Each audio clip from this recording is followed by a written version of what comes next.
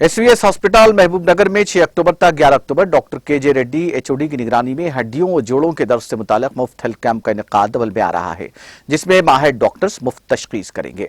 श्रीनिवास गौड़ रियासती वजीर आबकारी ने कहा कि एसवीएस हॉस्पिटल में कम दाम पर बेहतर इलाज के जरिए ये दवाखाना अपना नाम कमाया है।